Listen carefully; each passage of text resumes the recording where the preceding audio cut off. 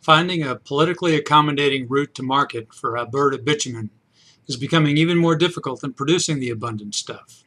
The U.S. balked when TransCanada proposed to connect Alberta's prolific oil sands region with high conversion refineries on the Texas Gulf Coast. President Barack Obama delayed action on a crucial permit until after this year's general election.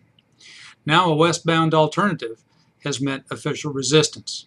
British Columbia Premier Christy Clark declared environmental risks outweigh economic benefits of the Northern Gateway proposal by Enbridge. The pipeline would provide a route for oil produced in Alberta to Kitimat in northern BC.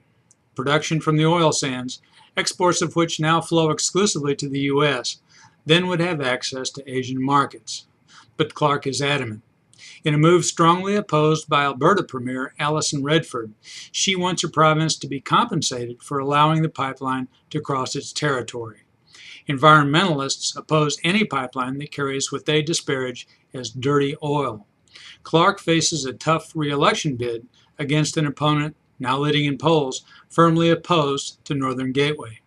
Clark's demand for an unspecified fair share of oil sands wealth served notice, if any was needed, that a campaign by Redford for provincial coordination on energy would be contentious. Conflict between the two premiers erupted just before a meeting of provincial leaders in Halifax, at which the Northern Gateway project and Redford's pan-Canadian energy idea were to be discussed.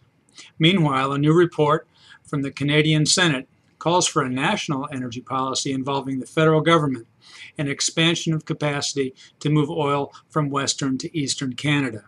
The latter area now depends heavily on imports.